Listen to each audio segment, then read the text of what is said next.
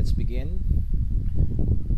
Am I recording in the BBB? Yes, I am already recording in the BBB. So let's start with the lecture, and then later I'm going to demonstrate some arrays programs. Okay, so this is our module number 4 presentation.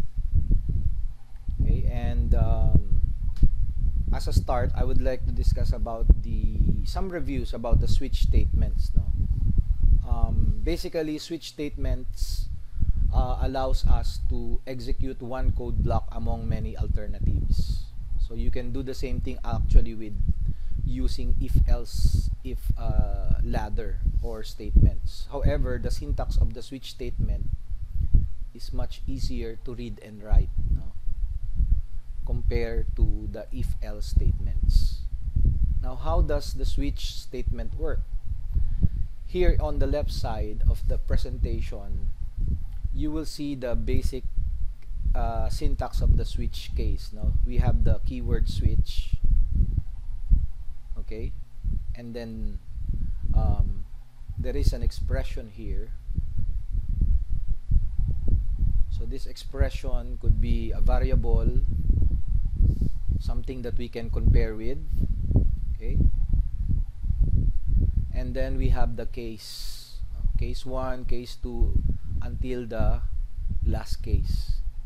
And finally, for the optional part, which is the default, so that means this is an option only. This is the default statement wherein if any of the cases that are selected here are not true, then the default statement will be executed. So the expression that you see here is evaluated once and compared with the values of each case label. For example, this is grade. Okay, case 1 could be somehow, for example, A. Okay, the grade A, grade B, grade C, etc., etc. Okay, so the expression here will be evaluated and will be compared with the values of each case label. If there is a match, the corresponding statements after the matching label are executed. For example, if the value of the expression is equal to constant 2, this one, statements after the case constant are executed until the break command is encountered. If there is no match, the default statement, meaning the expression here is no match with constant 1, constant 2, okay, the default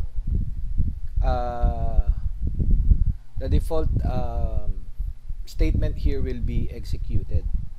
Okay, if you do not use the break, I already mentioned you the concept of the break statement, wherein all the statements, if you do not use the break statement, all of the statements after matching the label are executed.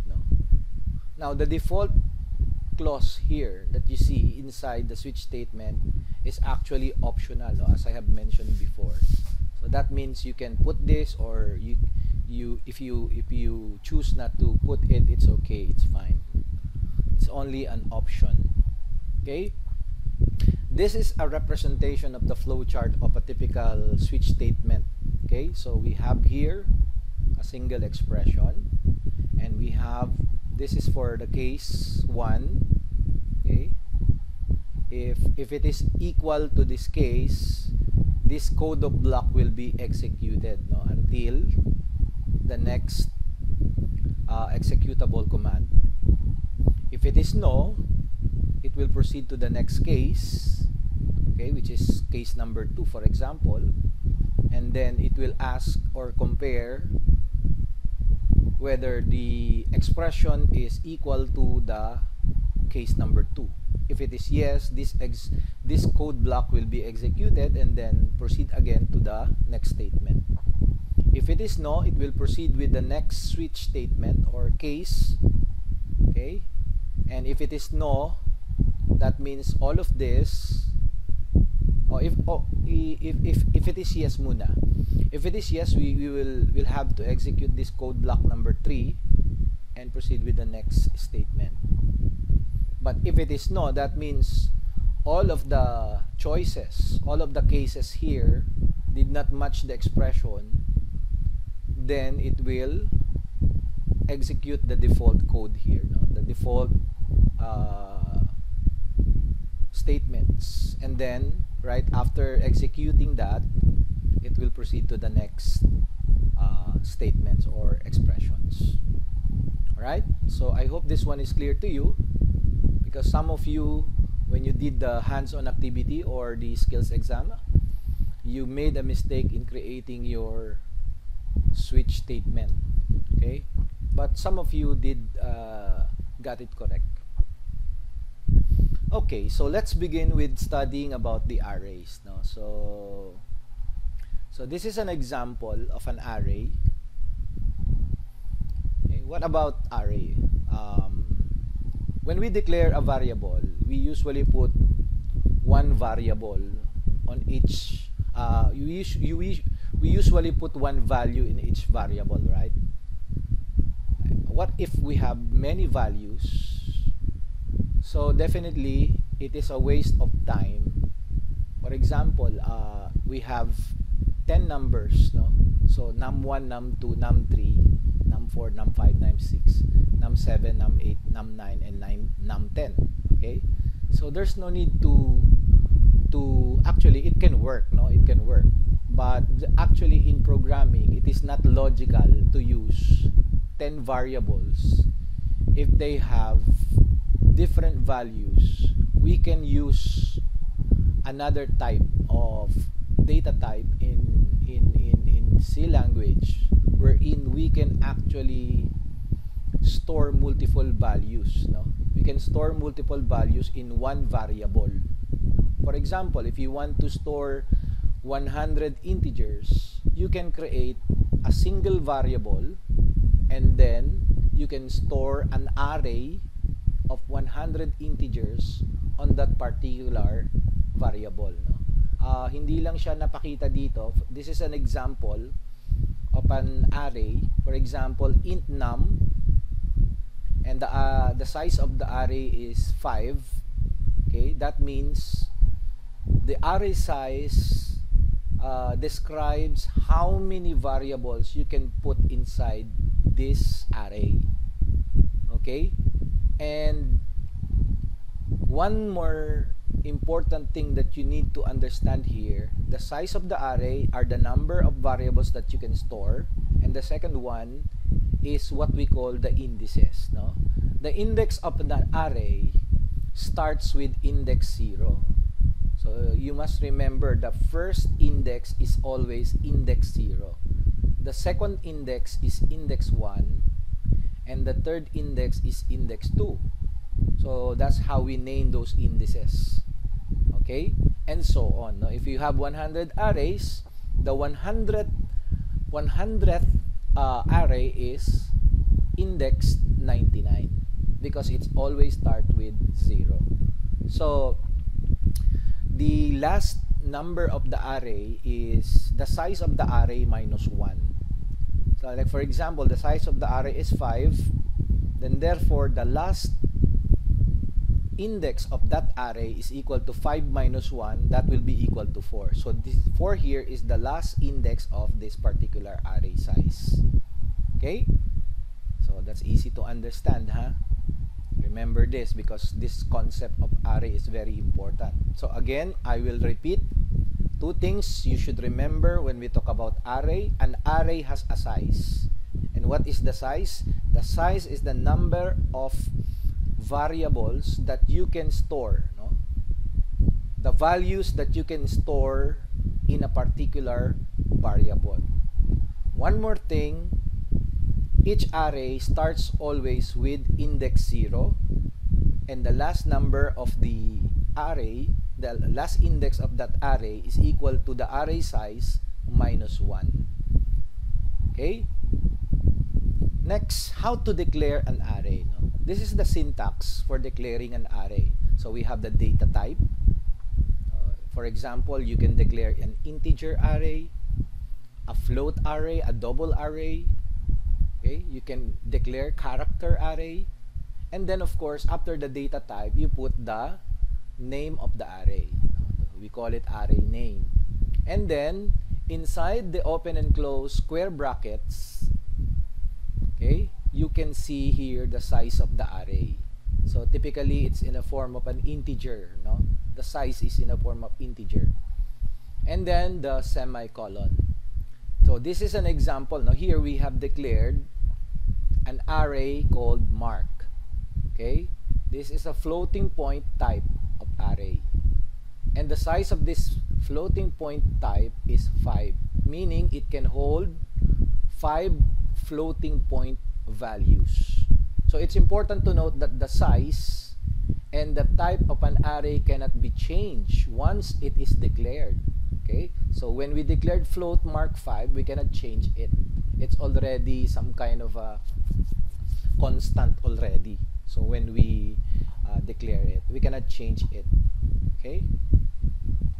Now you can access, we're talking about accessing array elements. Now you can access the elements of an array by the index. No? So if you remember from the second slide, from the topic of the beginning of the topic of the array, I told you that the array is made up of index or indices. No, it depends on the number of the values that are inside that particular array. And inside that array, there are indices. It always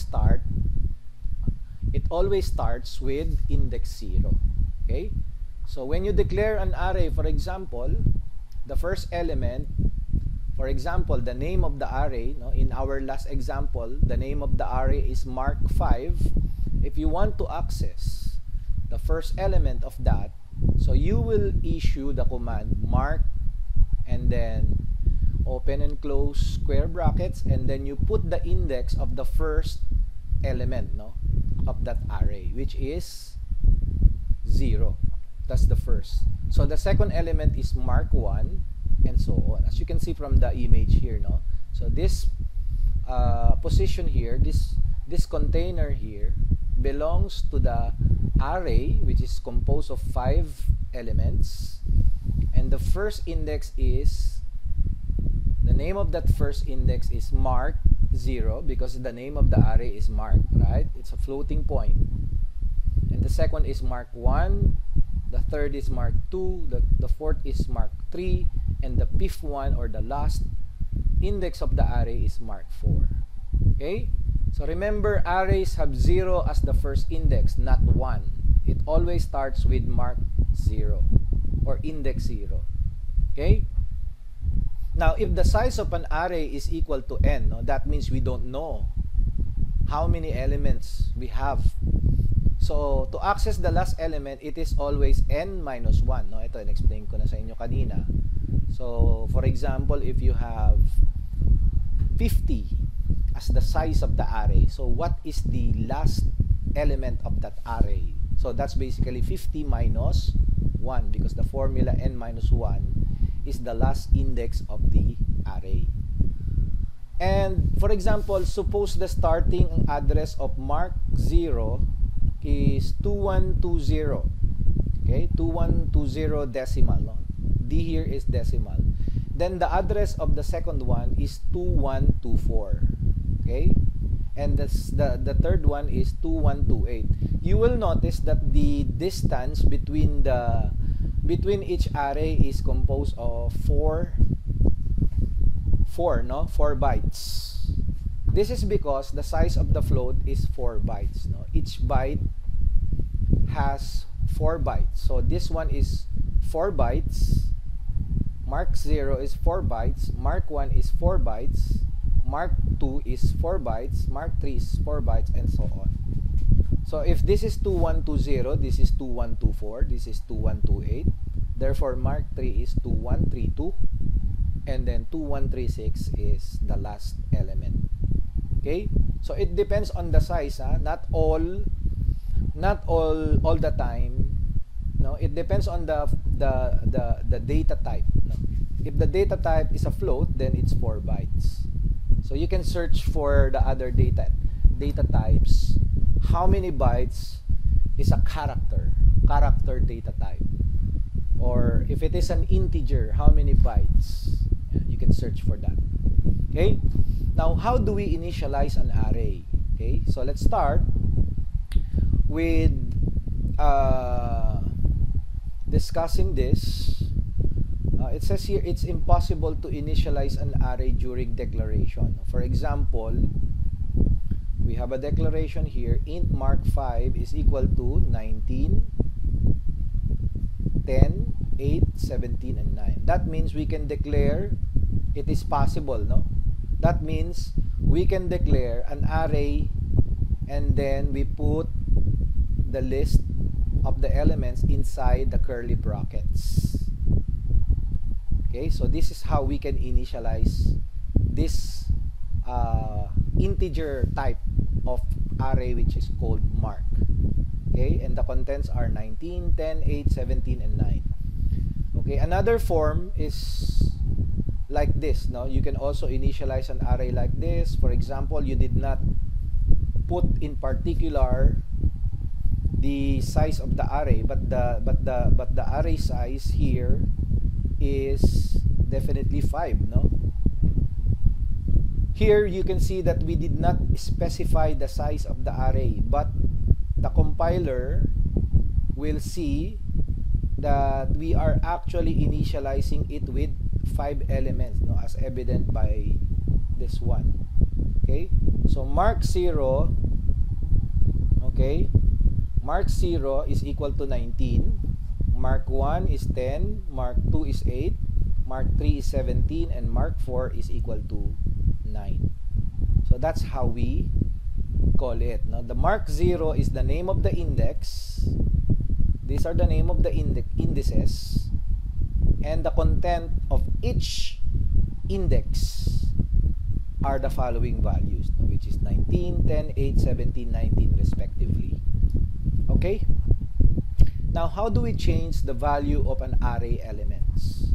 So, considering the example that we have given, we initialize an array of an integer type with 5 as the size of the number of elements, and we declare the value 19, 10, 8, 17, and 9. If you want to make the value of the third element to -1, so you have to access the third element. And what is the third element? This is mark 0, mark 1, and mark 2. And this is the third element. Okay? So do not be confused. The first element is mark 0, mark 1, mark 2. Therefore, the third element is mark 2. And then you equate it to -1 because you are changing the value of 8. The third element is 8 in the beginning, but you want to access the third element and change it to -1. Okay? If you want to make the value of the fifth element to 0, you will just access the index, which is mark 4, and equate it to 0. Okay? We'll have some examples of that later.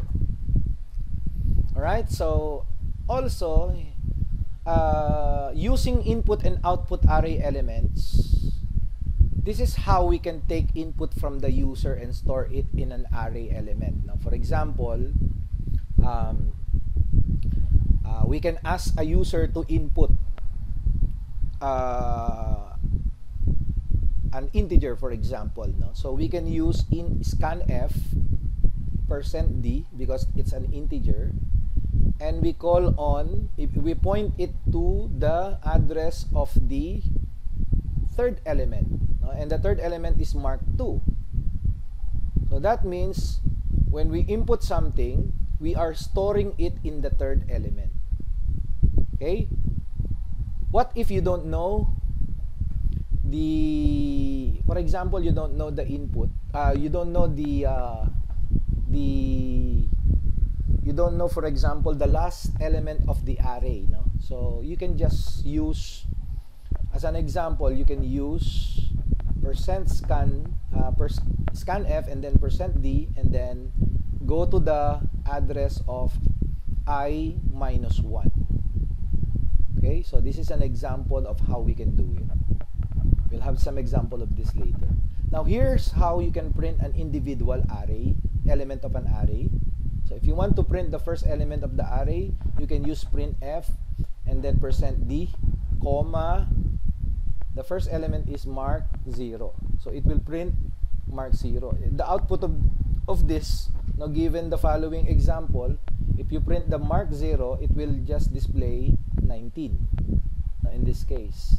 If you want to print the third element, you use the same method, no? Mark 2, so it will definitely print 8. Okay? Now if you want to print the ith element, okay, of the array, so basically it should be I minus 1. Okay, so this is how we can print.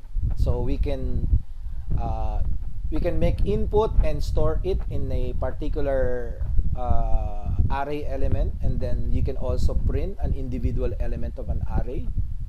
Okay, and what if, suppose you declared an array of 10 elements, okay? For example, int test array, and then the size of the array is 10. So actually, you can access the array elements from test array 0 up to test array 9. But if you try to access test array 12, what will happen? So there will be an error. This will expect an output of undefined behavior because the element that you're trying to access, which is test array number 12, is beyond, okay, beyond the bounds of the array that you have declared. Your array has a size only of 10, but you are trying to access the 12. Actually, this is not the 12. This is the 13th element, no? The 13th element of that array. And there is no 13th element here because we only have 10 elements of this array. So you will get an error, okay? And some other time your program may run, sometimes it will run correctly, but all the time it will probably run incorrectly. So therefore, you should never access elements of an array outside of its boundary. Okay? So if you declare an array of a certain size, you have to declare, and if you want to access the elements of that array, do not go outside of its bound. Okay? Remember that. Now, pertaining to multi-dimensional arrays, now this one, the array that we declare here, this is what we call a single dimension array. It's like a linear array, with contents of 19, 10, 8, 17, and 9. Okay, as you can see, we only have a linear array, okay, one dimension array. But also, we can also create an array of multi-dimensions. Now, for example, we can create an array of a size of 3 by 4. Here, the 3 here, okay, this is the row of the array. No? How many rows? 3. How many columns? 4. Okay? So you can think of this particular array that we declared like a table with 3 rows, and each row has 4 columns. Like in this case, now how many rows? 3. Row 1, row 2, and row 3. And each row has how many columns? 1, 2, 3, and 4. So what are the names now? If we have a 3 by 4 array, what are the names of the index? Okay, so we can start with x00, and on the second column of that row 1 is still in row 0, but in column 1. This is row 0, column 1. This is row 0, column 1. Okay? And this one, okay, I repeat, this is row 0, column 0. And this is row 0, column 1. Row 0, column 2. Row 0, column 3. Alright, that's how we call these arrays. On the second row, we have row 1, column 0, row 1, column 1, row 1, column 2, and row 1, column 3. This is how we name it. Okay? So if we try to read and we try to access each element, we need to know the names on each array. Okay? In the third row, we have the row will be 2, row 2, column 0, row 2, column 1, row 2, column 2, and row 2, column 3. Basically, that's how we define it. So if we have plenty of rows, for example, we have a 10 by 10, so that it's pretty difficult to it will be, we will have 10 rows, and then each row has 10 columns, 10 by 10. Okay, so that's the idea behind it. Okay, so similarly, you can also declare three-dimensional array. So aside from having 2 rows and 4 columns, we also have 3 elements pa. So basically, it's like multiplying all. So 2 times 4 times 3. So how many elements do we have? We have 24 elements. So this array that we declare here contains 24 elements. But they are actually, if you are familiar with matrix, okay, so this is a 2 by 4 by 3 matrix. And this one, this is a 3 by 4 matrix. Okay? Now, this is how we can initialize a multi-dimensional array. Okay? So, let's start with 2-dimensional array. We have 2 by 3. So, we can use a double. Actually, we have a open and closed curly brackets, and inside the open and closed curly brackets, we have 2 sets of list. Okay, so we have 1, 3, 0, that's the first list, and the second list is -1, 5, and 9. So this one is a 2-dimensional array wherein there are 2 rows. This is the first row, second row, and how many columns we have? That means we have how many columns? That means we have 3 elements on each row. Okay, on each group. Okay, this one is what we call a blank number of rows. So we don't know how many rows is this, but definitely based on the given, this is also 2 by 3. Okay, we can also set like this. This is another example on how we can set 2 by 3. So you can deploy everything like a linear single dimensional array, but if you declare it as 2 by 3, the first 3 objects will be the content of the first row. Okay, and the second 3 elements will be the contents of the second row. So that's how we can initialize 2-dimensional array. Alright, we can also declare or initialize a 3-dimensional array this way. So later I'm going to give you some examples of that. Okay, so we can initialize a 3-dimensional array in a similar way like a 2-dimensional array, and here is an example on how we can do that. Okay, so we have a variable of integer type. This is an array. The name of the array is test. And how many dimensions we have? We have 3 dimensions, 2 by 3 by 4.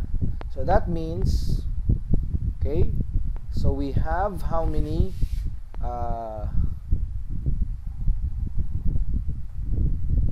groups do we have? So we have one group here, second, third, and then we have another one. We have another one. So that means, by the way, when we have, for example, 2 by 3, that means we have 3 rows with 4 elements inside, and we have 2 arrays of that kind.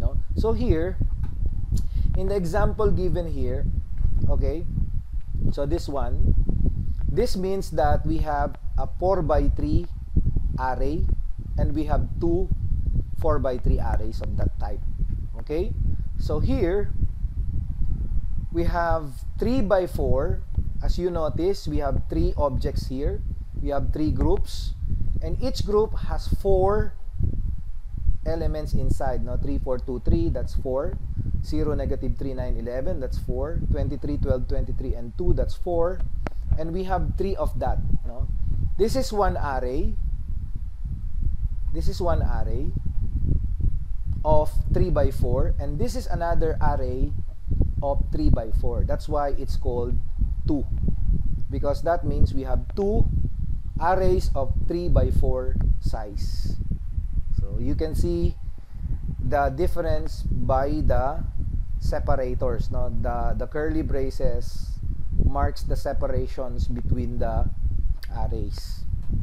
Alright?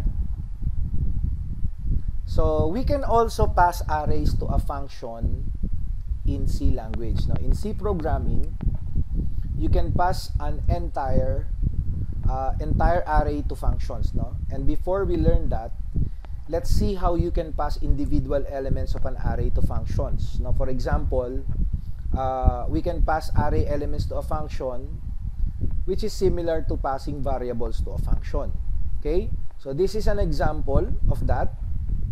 So for example, we have here a function. No? This is a function. Okay? A function to display two integers. So integer age 1 and integer age 2. And then we print age 1 and then print age 2. So how do we pass these two integers here? So inside the main program, we have here an array was declared, no? And this array contains 4 elements. Okay? So 2, 8, 4, and 12. Now, how do we use this array using the function? So we can call the function display here below. We can call this function here. And then we can actually use age array. The second element, actually this one is the second element. And then this one, age array 2, is the second element. So we can pass the first element here of the array, calling this function, and this one is passing the element, the second element of the array, using this function. Okay? So you can copy this one and execute it in a dev C++ if you want, so that you will know that this one is an example of passing array to functions. No? So in this example, we have declared a float. This is a function, and the main function is given here.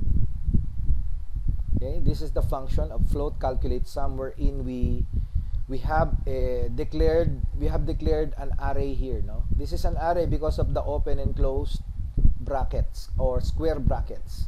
Inside this, we have the sum, and then we iterate.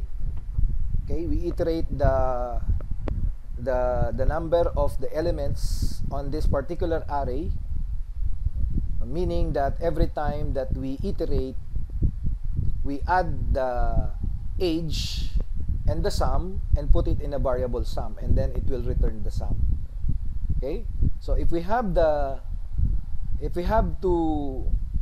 acknowledge here, we have declared two variables here, no, of floating type values. The first one is the result, okay, and the second one is the array type, which is age. And the contents of the array is 23.4, 55, 22.6, 3, 40.5, and 18. And then from the main program, it says here that the result will be equal to the function calculate sum. No, ito yon, kinol natin tong function na to dito sa baba. And then we put inside that parameter, we put the age. Okay? And then we print the result. No, because we have returned the result. Here, we print the result. Okay? You can, probably understand that the concept of this program is to calculate all the values here. So we are actually calculating all the values of the array elements. Okay, so it will compute all the array elements here and put it in the variable result, the sum of all the elements inside it. Okay, now this is an example of passing two-dimensional arrays. We have an example of this. So we have a function that display numbers. So basically this is a 2 by 2 array, okay, and it will display. So how do we do that? So we iterate on the row. This line is to iterate on the row, and this one is to iterate on the column. Okay, so int I here is for the rows, because we have when we have two dimension, we need to iterate not only on we need to iterate on both rows and columns, no? So this is to iterate on the rows. As you can see, the limit is 2 because the dimension of the row is 2. Here also the column is also 2 because the size of the column is equal to 2. Okay, now when we print that, we place the I in the row and we place the J on the column. Okay, so that's how we can print. Now inside the main function, you can see here that this function also allows us to enter 4 numbers. No, it allows us to enter 4 numbers. And what are these 4 numbers?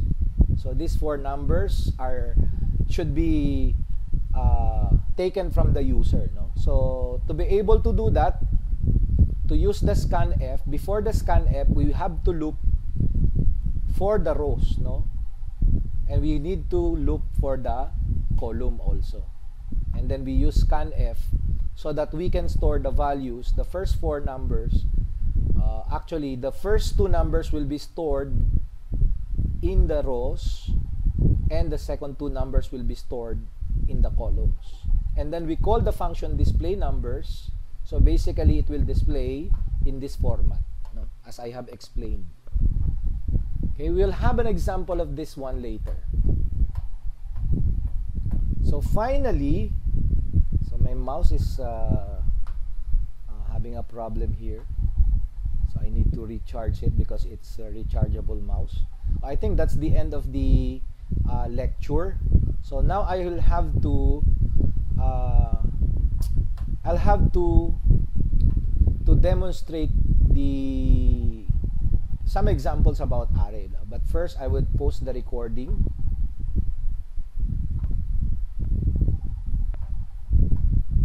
Allow me to demonstrate to you the different examples. So I will open I'll try to open the dev C++. Okay, and I will try to give some examples of arrays. So let's start with using a single dimensional array. Okay, so let's have an array here. So I will make sure that it's big, no? So this program, okay, will take 5 values from a user. Okay, and what we're going to do after it takes the value from the user, it's going to store them, no, and store them in an array. Okay, and then of course after that we'll have to print, no, and print after. We have to print so that we will know that we have the elements of the array that are taken. Okay, so let's have that. So we have the number include directive, and then we have the main program. Okay, so we have the open and close, and then we have the return 0 here. Alright, so that's the basic So let's say we have an array here. So we have values. This is the name of an array, and we use the open and close square brackets. And inside this, we'll have to take 5 as the size of the array, and then put semicolon.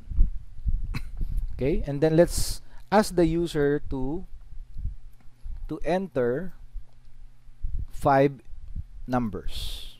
Okay, so let's ask the user to enter 5 numbers, and then after that, let's try to take the input and store that in our array. No? So how do we do that? So we take the input and store in array. So how do we do that? We use a looping statement. No? So we use for loop. Okay, and then let's define a variable called int I, and let's say that is equal to 0 as the beginning for index 0. Okay, and then it will be until, okay, if I is less than 5, because the number of the elements of the array is 5. And then we're going to pre-increment the variable. Okay, and then after that, all those elements, no, we will loop on the 5 numbers, and then we're going to use scanf to store the values in our array.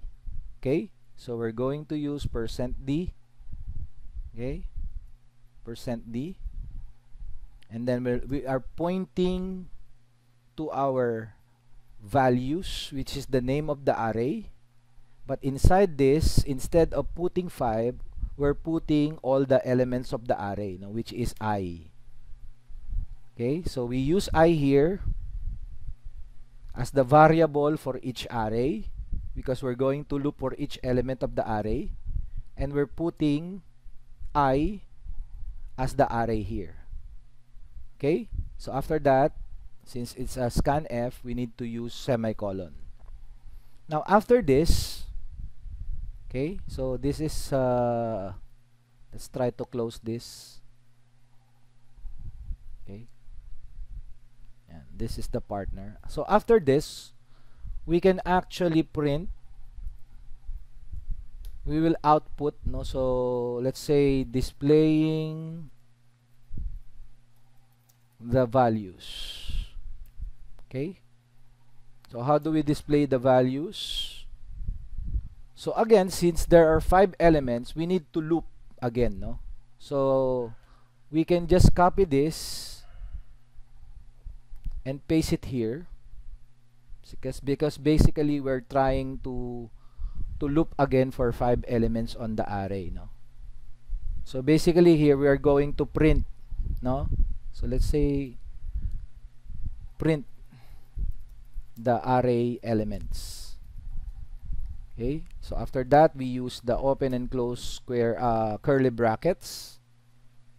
Okay, and then we use print f to print all the elements, so using a line space for each element, and we will use values for each element.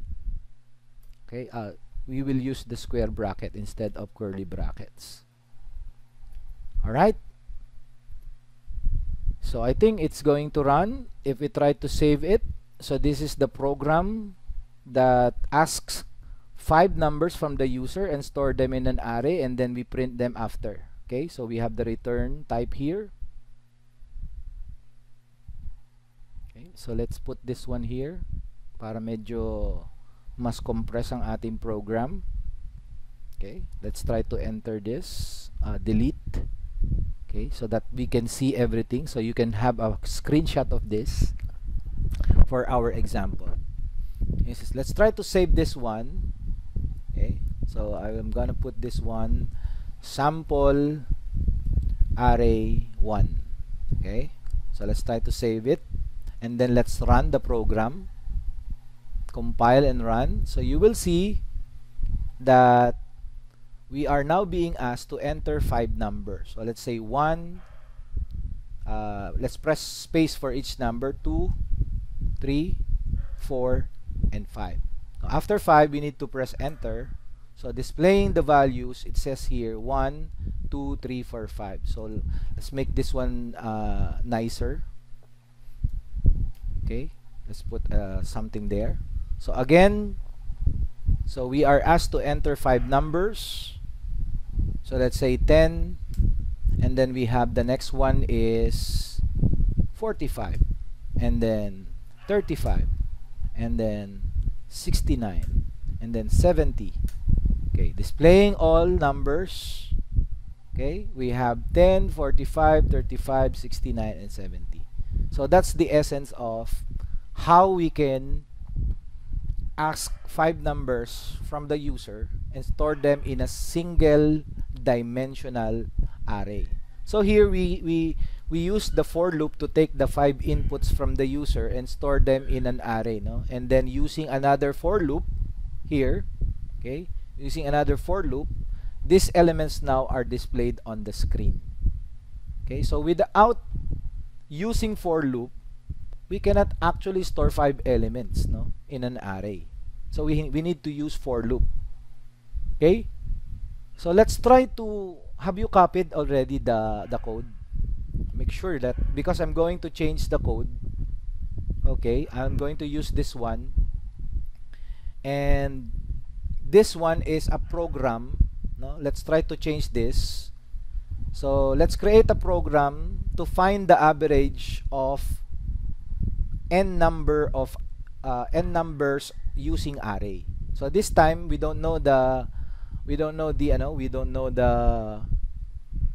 elements, or maybe we can identify some elements, okay, of an array. For example, let's say we have here grades, okay, and then say we have 6 grades, no? We have 6 courses, for example, no? And then we also declare, aside from that, we can declare another variable like I and n, and a sum which we will have to equate to 0. Okay, and then we will have the average. So definitely this program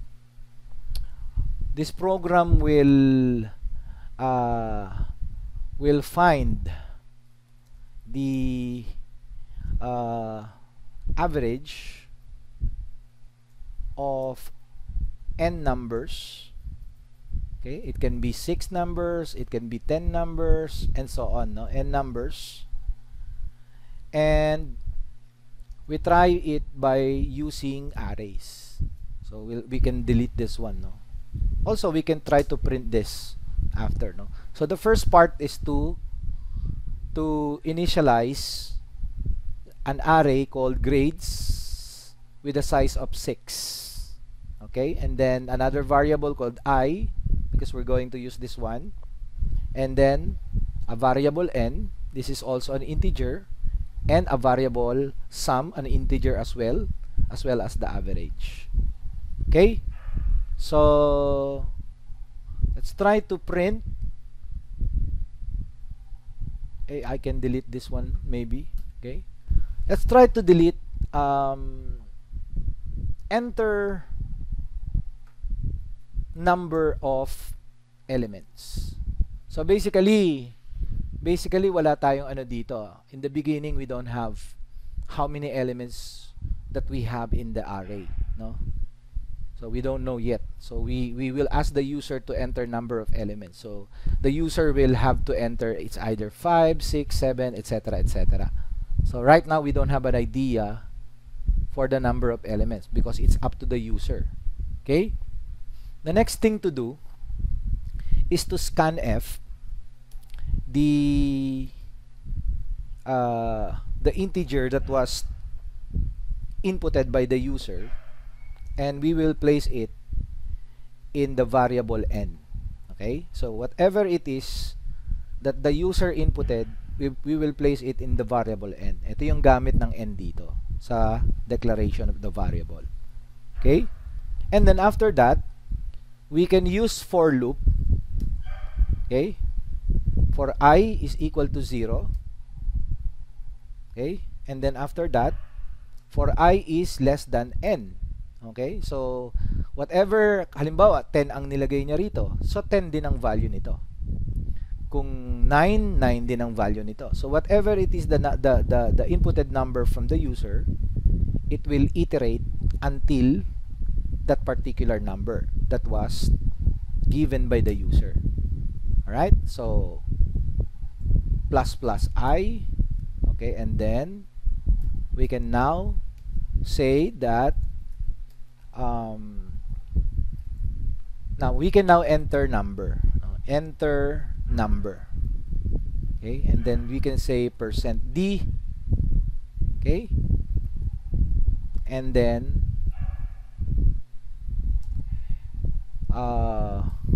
what we're trying to do here is to call the element of the array. So the element of the array is I plus 1. Okay, and then we can use scanf and use %d so that we can place it in our marks or grades. Okay, and for each element of the I. Okay, so after that we can now add. Okay, we can add integers entered by the user to the sum variable. Okay, we can use sum. So everything that was inputted will be added to the sum. Okay, using the grades. No, so the sum is equal to sum plus the grade. Okay, and of course we need to put I here because of the loop. No, because of the loop. So whatever it is the number of how many times the loop, it is how many times the user will have to enter number and put it in the variable of this particular element. No, how many times, for how many times, and then after that we can get the average. No, here we can say the average is equal to sum divided by n. No, so how many times, whatever it is the input of the user, we're going to divide it for how many times the number. Okay, and then we can printf. We can use printf to display the average, which is equal to %d, right? And we are actually referring to the average. Okay, so this is the program. Okay, basically maigsi lang siya. It will ask the user for a number, no? For example, 3 numbers. So 3 lang yung magiging iteration natin. And 3 beses lang din magbibigay ng grade. Okay, so depende kung ilan ang in-input ng user. Okay, let's try to run this. Okay, there's a problem here. Okay, so it should be ampersand. Okay, it's running now. Enter number of elements. So let's say, okay, ano ba yan? Napindot ko. Parang may napindot akong ano iba. So enter number of elements. Let's try 5 muna. Okay, so let's press enter. So enter number 1. Okay, so number 1, it will say, okay, so number 1 natin, bakit may ganyan? Enter, because of this. Dapat wala to. Okay, let's try to repeat. Okay, yeah, enter number 1. Okay, let's say 5. Okay, and then enter number 1. For example, number 1 is 40, and number 2 is 68, and then 75, and then 90, and the last one is 100.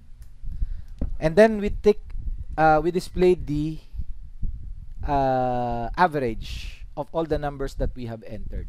You see here, how many times did we enter the number? Because you put here 5, okay, so it will only take 5 numbers.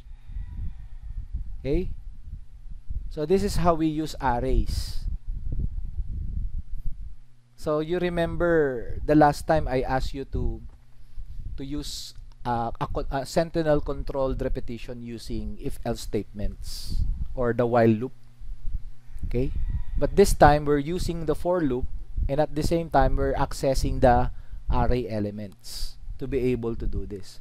So from this program, you will see in the first part of the program, it asks the user to enter the number of elements, and then we put 5. Since 5 yung in-input natin, it will say that that 5 will be stored in the n, and this n will be used for the iteration.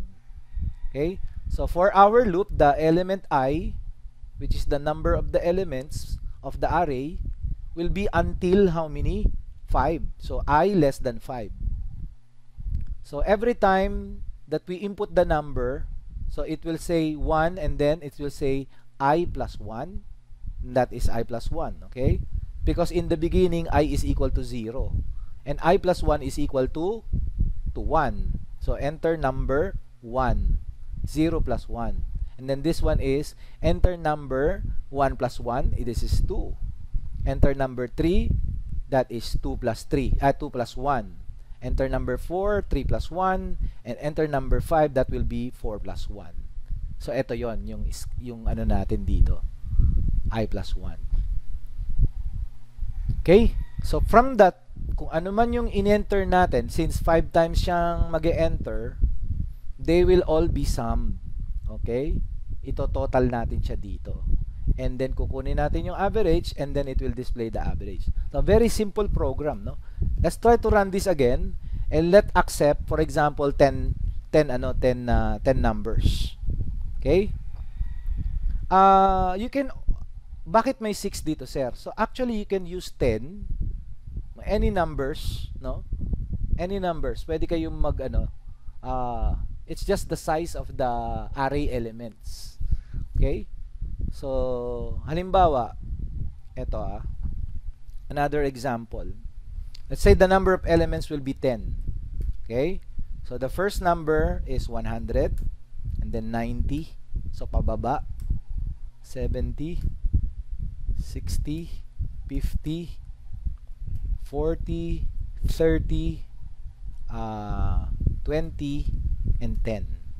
So basically, pagkatapos nating i-enter to, ibibigay na sa atin yung average. And what is the average? The average is 55. Okay? It's very simple program, but it's working, and it allows us to use arrays in taking the average of the n number. So this n number depends on what the user will have to input. Okay, so here we have computed the average of the n numbers entered by the users. Alright, this is an example of a single dimensional array. What if we have two-dimensional array? Okay, so let's try to save this program. I think it's already saved automatically. And let's try to have another source file here. So here we'll have 2D array. Okay? 2D array naman tayo. Okay? And this two-dimensional array is to store and print values. Okay? So we will create a program to, for example, to store temperature. For example, we are using sensors to gather temperature. For example, two cities, no, Antipolo and Marikina, no, and we'll try to display it after. Okay, so let's say, for example, so we need to be able to do this, we need to start our program by declaring the stdio number include. Okay, and then the int main. Okay,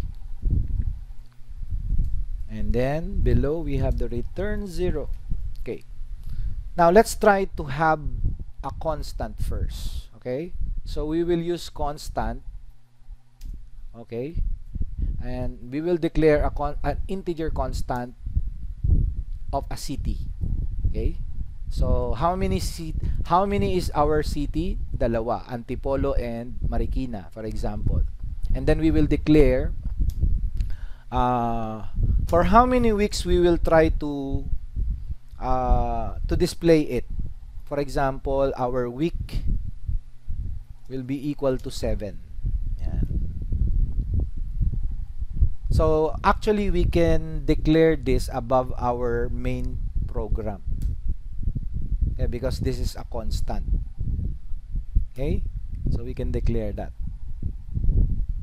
Alright? So, let's try to use now, since we have a constant declared, we can also declare a local variable here called temperature. Okay? And this will be our array. Now, the first array will be composed of the city, and basically our week will be our second dimension. Okay, so we have a 2 by 7 actually, no? We have a 2 by 7 array here. Now, using nested loop, we can store values in a 2-dimensional array.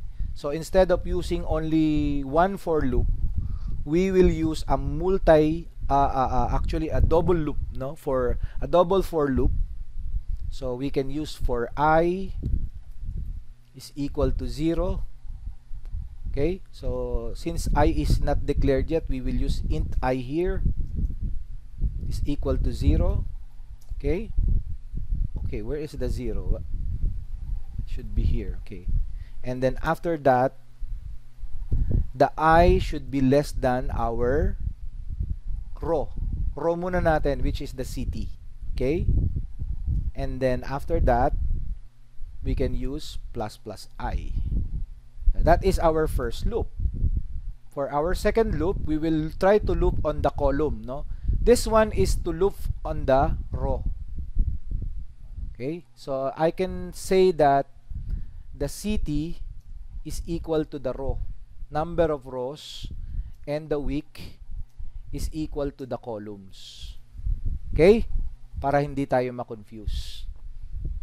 So for our second loop, for the loop inside the loop, we will have another loop here for another variable, int j, for example, is equal to 0. And then we have j is less than the week, because we're looping on the column. Okay, and then plus j. Alright? So inside that, we have to use another statement, no? And what is that statement? We need to print, okay, the city %d and the day. Okay, %d. Okay, now what we're going to access, we will use I plus 1, that is the city, and we will use for the column j plus 1. Alright? So, and then we will use semicolon. And then of course, we will use scanf to hold the values of our temperature. So we will point it to the address temperature. Okay? Temperature. And then what are the contents of our temperature? It will be columns, which is I. And for the row, we have the j.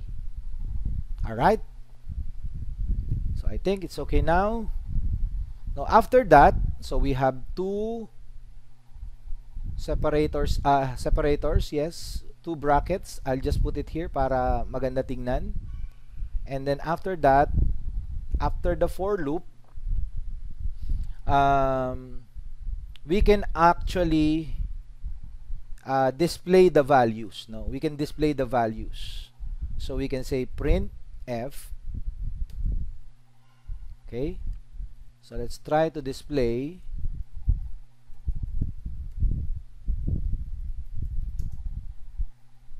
the values. Okay, so we have space and another space. Okay, and let's put a semicolon here. Now if we want to display the values, we need to use for loop statements. So here we can create another for loop statements below. Now we will try to create another for loop statement. Okay, but this time we will be needing another nested loop to display the values of our two-dimensional array. So maybe we can copy this one because it's the same, similar. Okay, and we need another nested loop inside. Okay, so this is for the city and this is for the week, and then after that we can print now our city, which is %d. Okay, and the day, okay, is equal to %d. Okay, and then a line. So basically, how many variables do we have inside this? We have 3, no? One for the city, second we have the day, and the third one is the temperature. Okay, this is for the temperature. So we can call that using comma. So we have I plus 1 here, I plus 1, and then j plus 1, and finally we have the temperature. And for the temperature, we'll need to use the I and the j, which is corresponding to the city and the week. Okay, and then finally we will use semicolon here. Okay, now that we have that, okay, we need to remove some spaces here.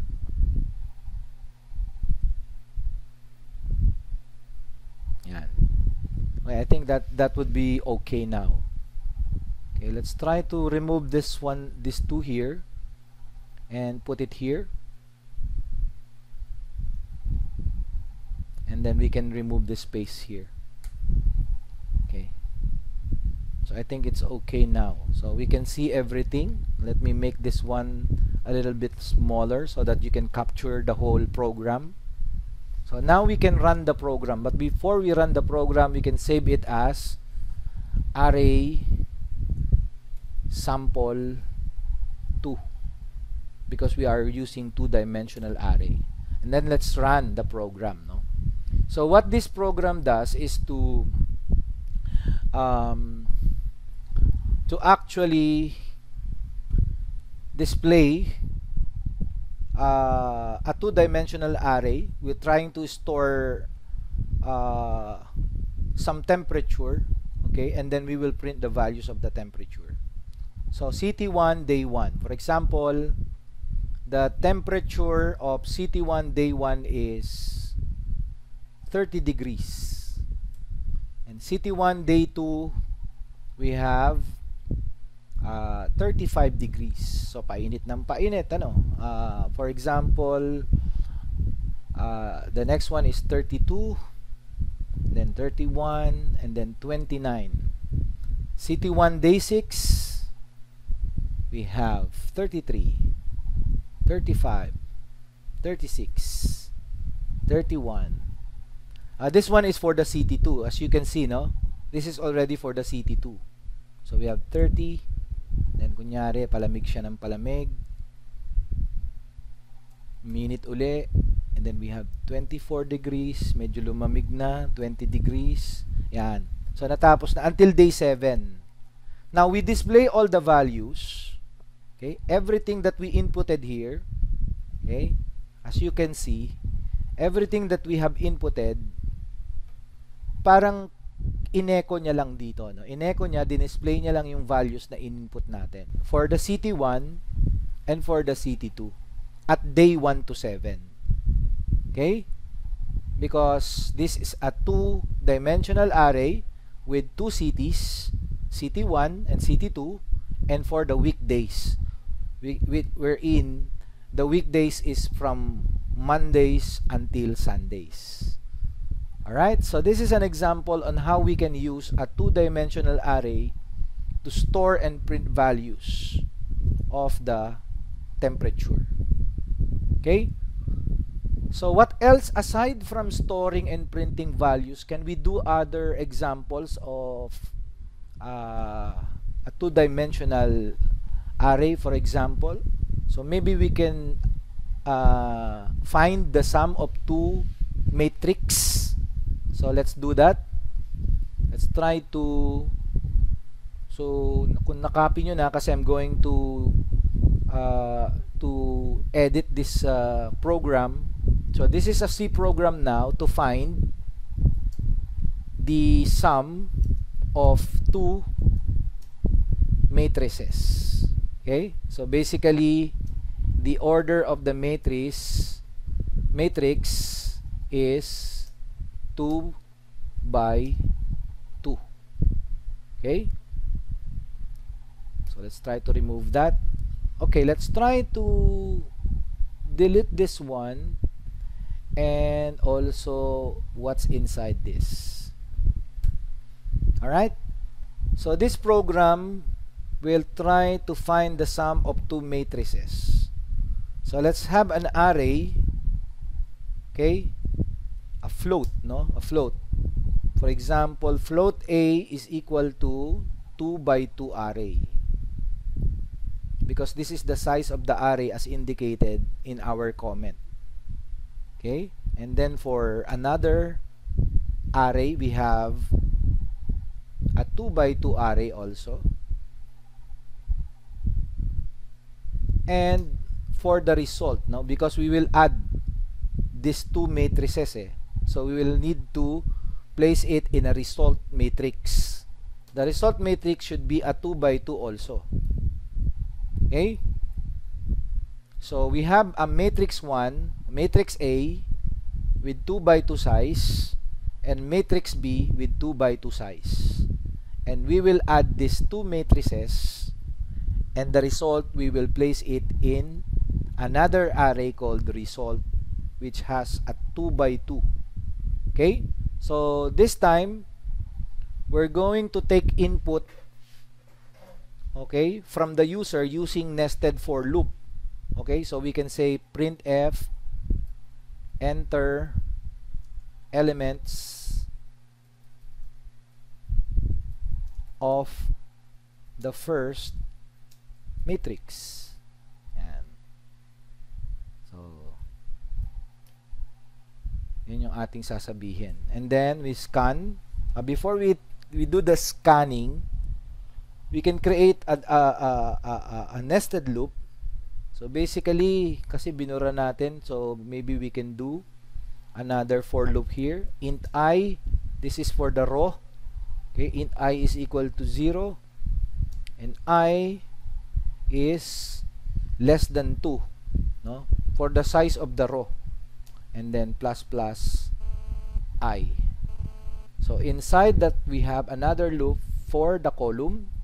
Int j is equal to 0, and j is less than 2 for the number of columns. Okay, and then plus plus j. So what do we have inside this? Inside we will print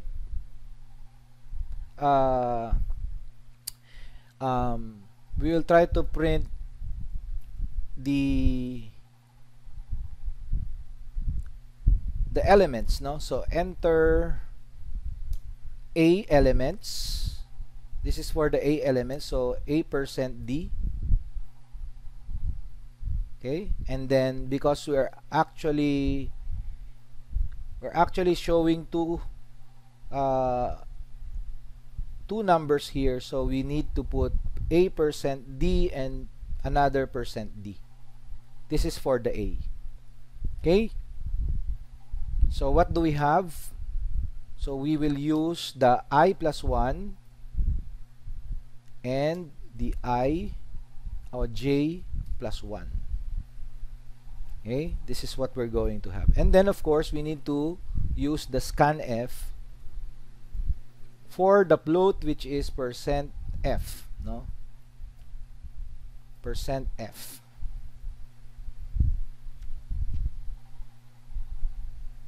And we are placing it in our location, which is our first matrix A, I for the rows, and J for the columns.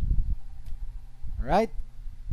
So I think we can put the spaces here. Okay, and then we will create this one here. Now let's take to use the same, no, for the second element. So I think we can copy this one. So maybe we can copy this one, but we will have to change some things here. Now for example, enter the elements of the second matrix, and then of course we need to put here enter B, because this is for the B. Okay, and then this one also we need to change.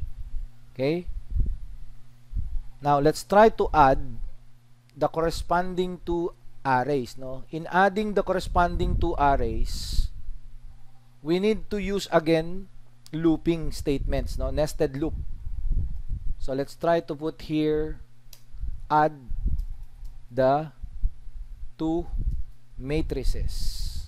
So how do we add the two matrices? We need to put another loop. Okay, this is a nested loop again.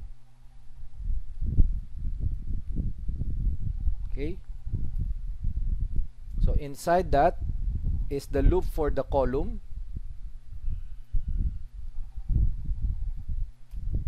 Okay, and inside this loop we will print the sum of the two matrices. So the sum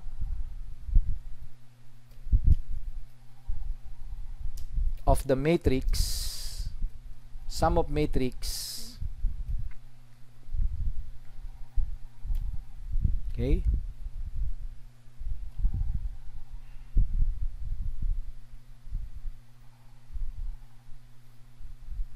and then of course actually this is to print the result, right? Okay, so basically we are adding the two matrices. So therefore inside this, let's leave this one. Okay, so let's leave this one. Okay, and then I would like to have the result here for the I and the J elements, and that will be equal to A, I and J plus our second matrix I and J elements. So that will be to display the result. This is the formula for adding the two matrices. Okay, we can remove this one here, the spaces, so it's not too consuming. Now let's try to display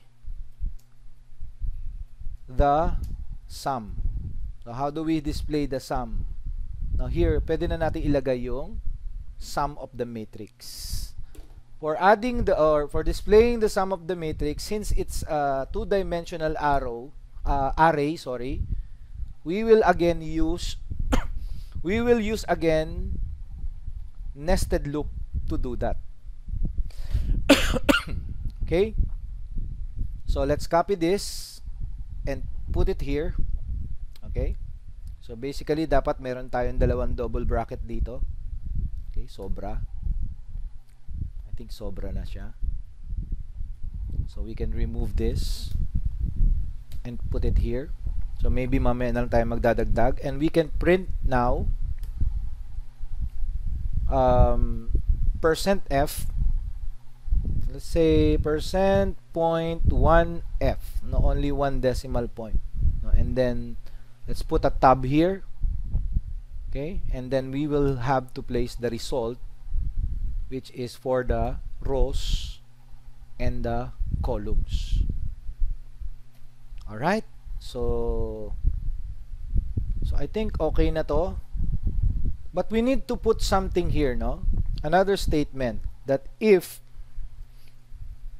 j is equal to 1, okay?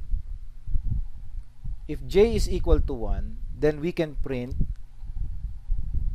I think we need to put here something, no? Yan. We can print f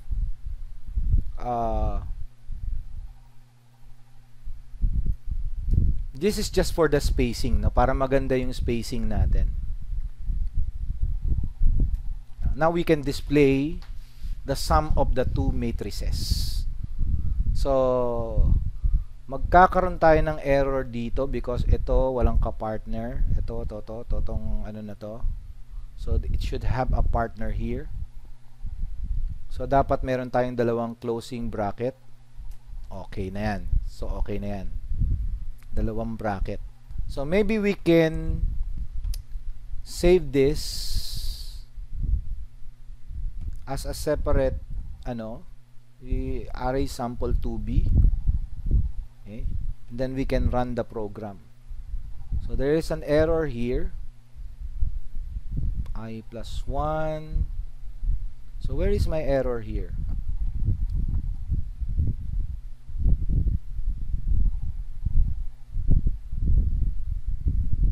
So let me check the error, ha? So ano yung error ko dito? Let me see. Enter a %d%d. Tama naman. Okay? Kulang ng hindi kulang, mali yun. Ginawa ko kasi semicolon, dapat colon lang. Also this one, no? Colon lang din to dapat. Okay, so let's try to run. Ayan, nag-run na siya, no? This is to enter for A11 elements. This is for A11. Okay, A11 element. So let's say 2. Enter natin A12, 4. So A21, 5, and then 6.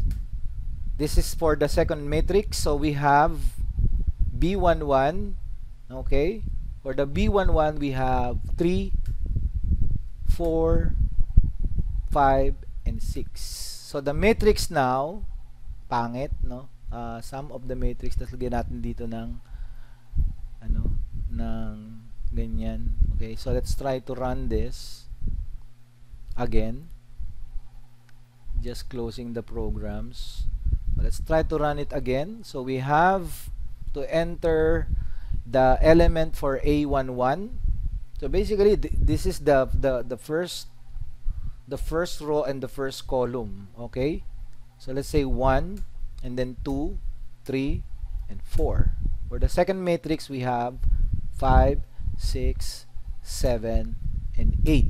So we have the following sum of the matrix, no?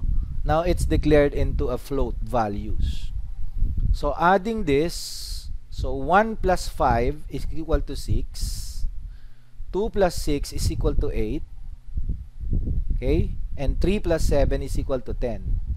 And 4 plus 8 is equal to 12. So that's how we add matrix, right? Or matrices. So we are using actually how many nested loop here? One nested loop to enter the elements of the first matrix, another nested loop to enter the elements of the second matrix, another nested loop to add the two matrices. Okay, just to add the two matrices we need nested loop, and another nested loop to display the sum of the matrices. So multiple number of elements and matrices. Okay? Okay, let's have three-dimensional example. Okay, so I have another example here. Let's have a three-dimensional array. Okay, for this is a three-dimensional array. So basically, just the basic lang, no? We can store and print, let's say 12 values entered by the user. Okay? Values entered by the user. Yan. Okay, let's try to do that, no? Number include stdio.h and then int main, and then we have our return 0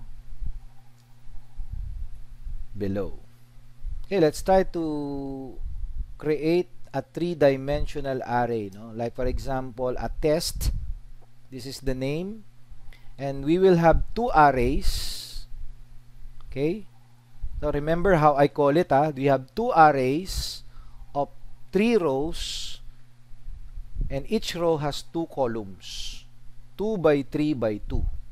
So when we multiply that, how many values is that? 2 by 6, 2 by 3 is 6, by 2, that will be 12 values in all. Okay? So let's try to print here, enter 12 values.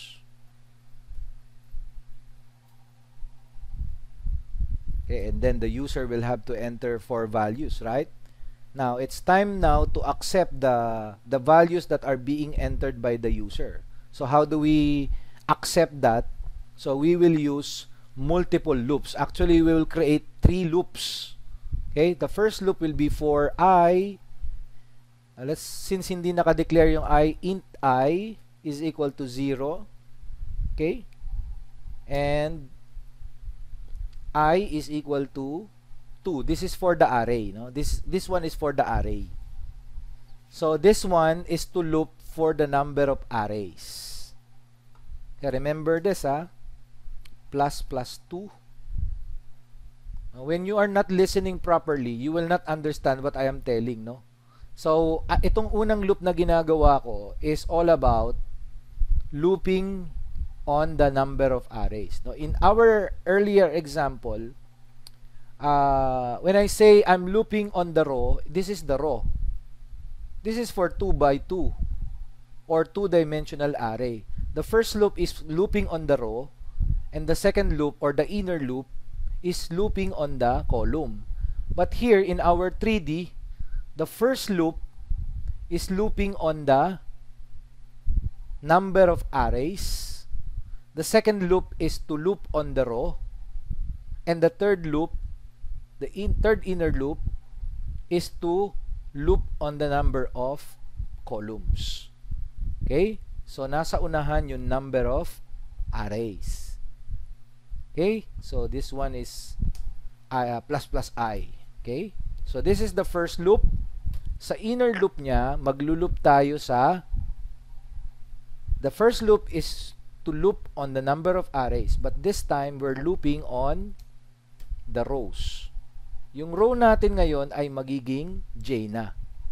Okay? So j ay less than 3. Okay? And then plus j. So another loop for the column.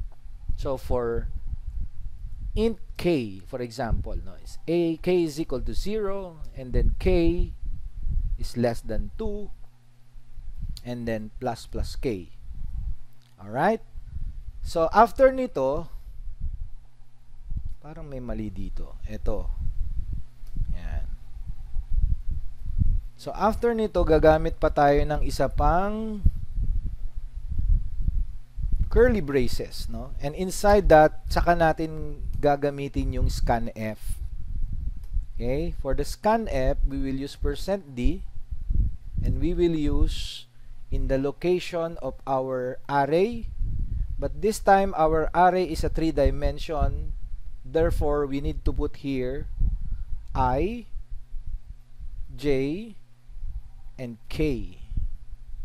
Alright? And then we can delete the 3. The spaces, we're actually deleting only the spaces, para makatipid tayo ng spacing. Okay, so after that, we can now print the values with proper index. No? Let's try to print that. Let's try to print the values entered by the user with proper indexing. Okay?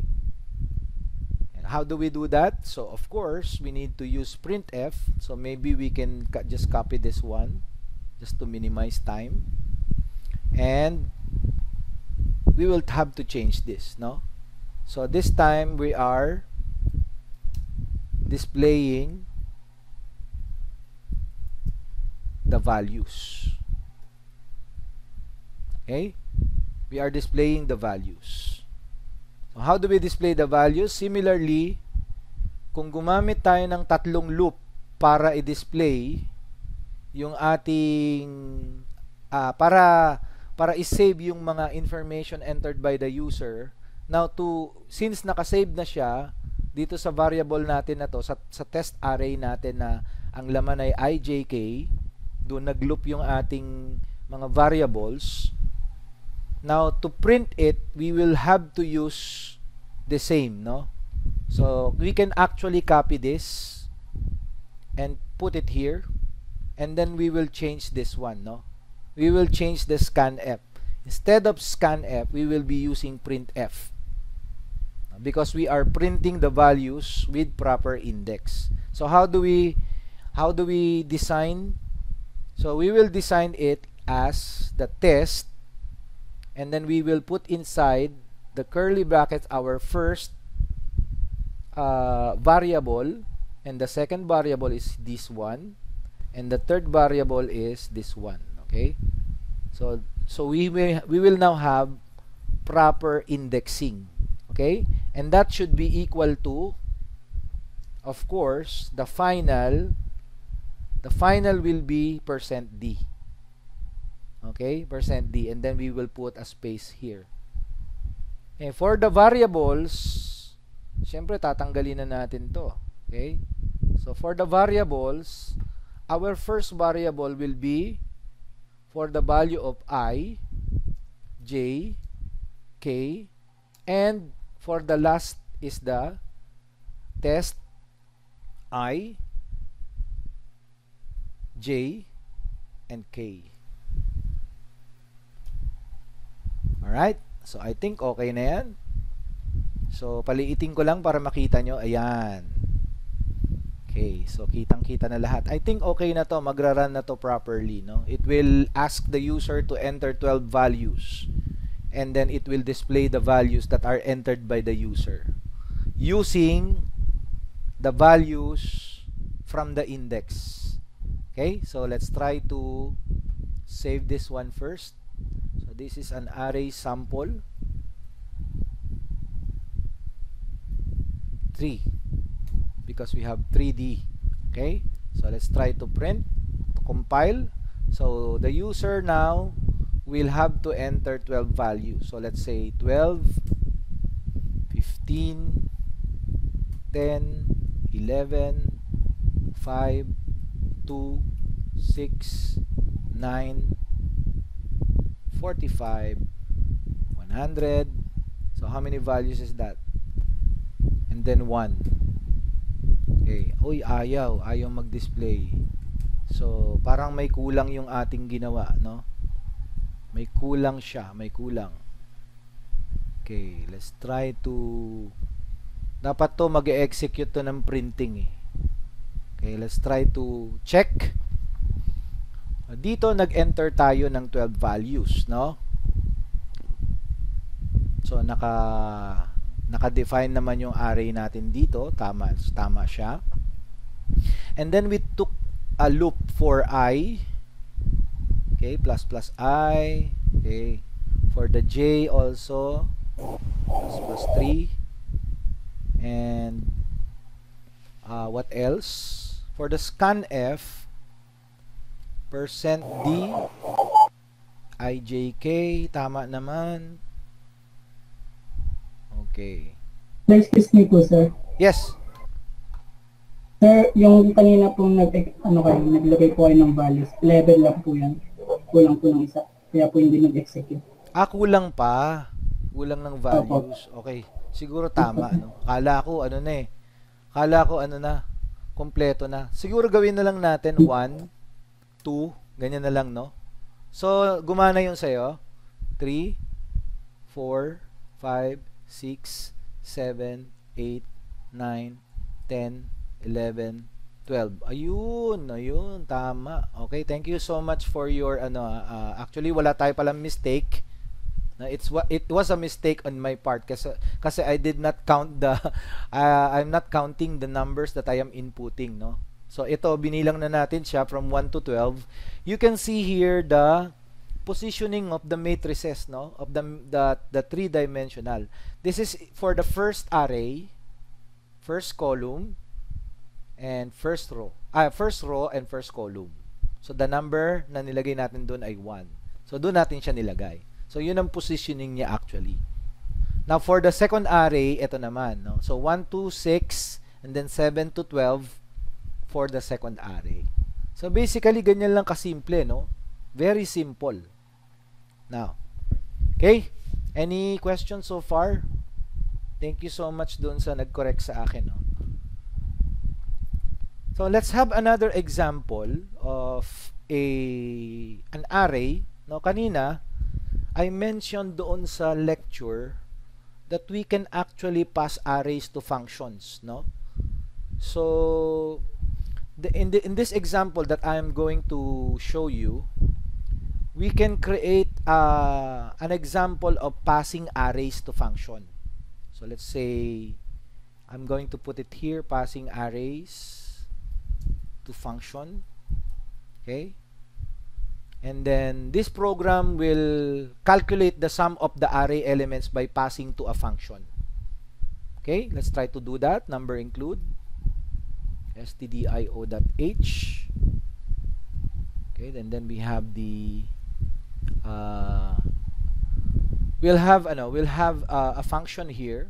So maybe we can create a function below na lang siguro, no? Let's put the main function here first. Okay, and then we'll have the function below. So the function is a float, okay, that calculate the sum. Okay, this is the name of the function, and then inside is the array, no? For example, age. So we have an empty array here, no? So this is a function, therefore mag-create tayo rito ng variable na sum. Initially it will be 0.0 because ginamit natin yung float, and gamit din tayo ng loop. Okay, for example, int I is equal to 0 and I is less than, for example, 6, and then plus I. Okay, and then we can take the sum, okay, which is equal to sum plus the age, and then we can return the sum. But actually we can return the sum here after this one. Okay, return sum. Alright, so this is the function that returns the sum. Okay, for how many number of elements? Let's say 6 elements. Okay, so let's try to create in our main program, let's try to create a series of numbers. For example, no, here we will write the result, no? This is the result. This is where we will put the result of the elements of the array, no? And here is the array. Here is the array, and we have an empty array, but we will put 6 elements here. Okay, so 23.4, 55, 22.6, and then we have 3, 40.5. Bakit nag-enter siya? 40.5. How many elements that that we have now. Now 6, right? So 1, 2, 3, 4, 5, and 6. So this is the last element. Kaya ginamit ko rito ay 6. Okay? Now that we declare this variable result and array age, okay, what do we do? Let's try to use the array and pass it to the function calculate sum. Now, how do we do that? Okay, so we do that by calling the function. Okay, so let's try to call the function calculate sum. So this is the calculate sum. Okay, and then the result will be equal to, actually kahit wala na to yun na lang result pala, no? The result should be equal to calculate sum. Okay, and then we will pass the parameter inside, which is age. After that, we can print now the result, which is equal to %.2f. Okay, and then we will write here the result. Okay, so this is a simple example of passing the array to a function. I think it's going to run. Okay, so let's try to save this. So this is array sample 4. Okay, you can now, okay, this is a problem here. So because there is no semicolon here. Okay, also here there's a problem. What's the problem here?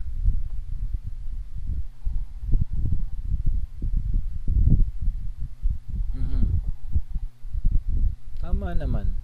Calculate sum, semicolon. Okay, result. Oh, naka-float naman tayo. Naka-declare naman yung float natin. So, what seems to be the problem here? So, tama naman tong result natin ito. 0.2f. Then return 0. So, what is our problem here?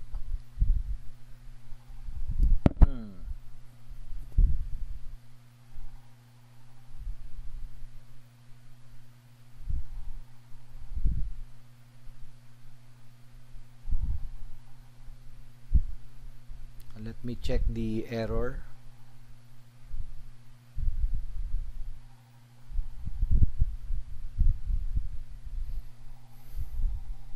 So what seems to be the problem? What do you think is the problem here? So we created, we use this function to access the elements of the array. So I think this one is okay. And we are actually, wala naman tayong maling spelling dito. Tama naman tong calculate sum natin. Okay. Okay, tama naman siya. Sum. Saan tayo may mali? So let's try to run it again. Oh, sabi niya dito daw ang mali natin. If we don't put something here, will it run?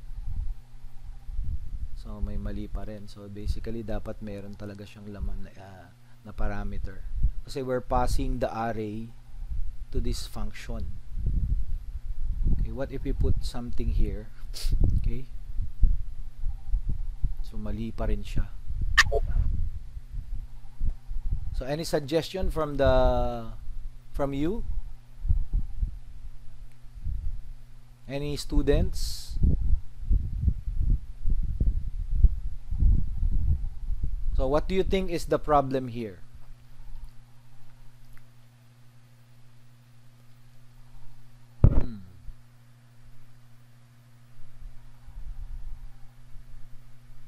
Tama naman kasi.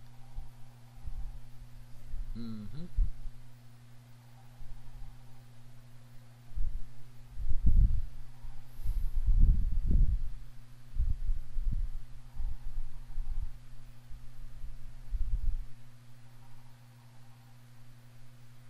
Okay, let's try to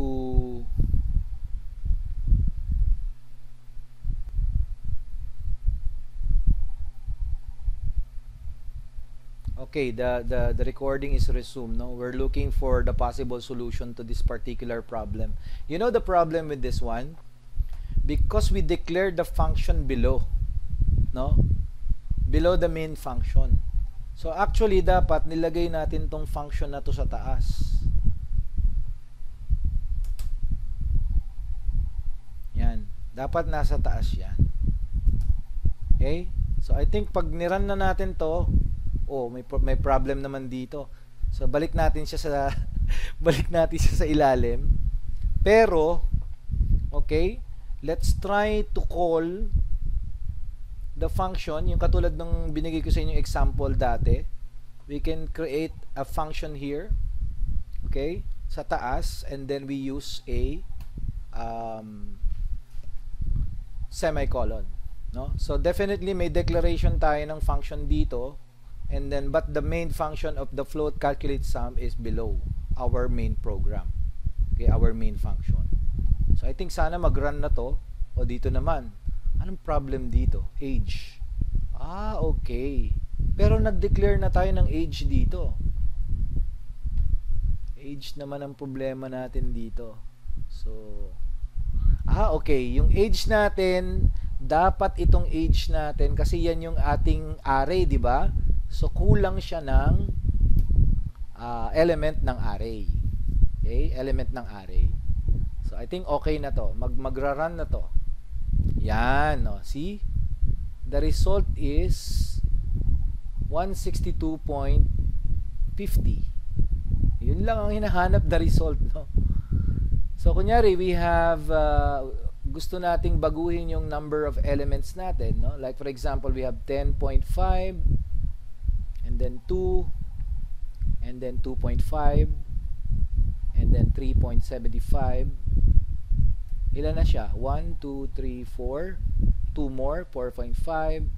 And then we have 9.6. So pag in-execute natin siya, what will it do is that it will calculate the sum of the number of the elements here inside our array. Okay? Since we have 6 elements of the array, so that will be the function that we will use. So kung halimbawa, you are asking something from the user, so you'll have to change something here. And syempre gagamit ka rin ng looping for the number or how many number of times na magi-input si user. Okay? But definitely this is how we can pass arrays to function. Okay? So we can run this. It says 32.85. Yan, tama yung kanyang result. Okay? This is for single dimension. It's almost similar to the two-dimensional. We can also pass two-dimensional arrays in a function. Okay? We can create a function that displays, and basically ang pinagkaiba lang niya, you will have, when you are using two-dimensional arrays, you'll need to loop. You need to use nested loops, no? The first loop is for the rows, and the second loop is for the number of columns. Alright? So, I think okay na po tayo. Meron po ba tayong question regarding our topic? May question tayo regarding our topic?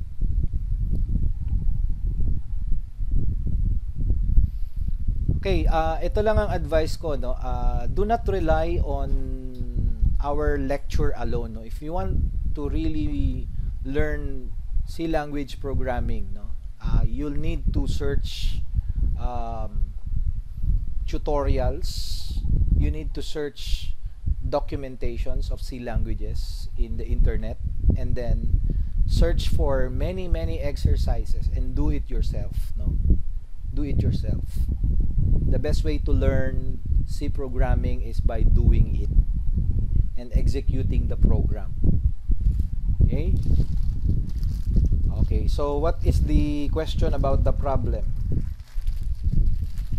Bawal po kaming gumamit ng ibang format ng code. Like, for example, what?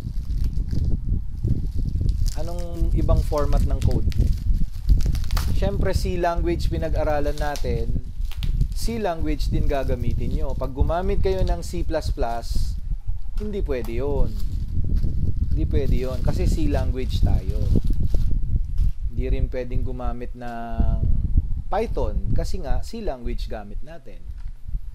So, kung ano yung pinag-aaralan natin, yun ang inyong gagamitin. Okay?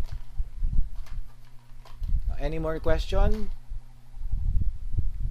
Baka may question pa. Okay, if there are no more questions, okay, kung wala nang question, I will show you now the, okay, let me just stop.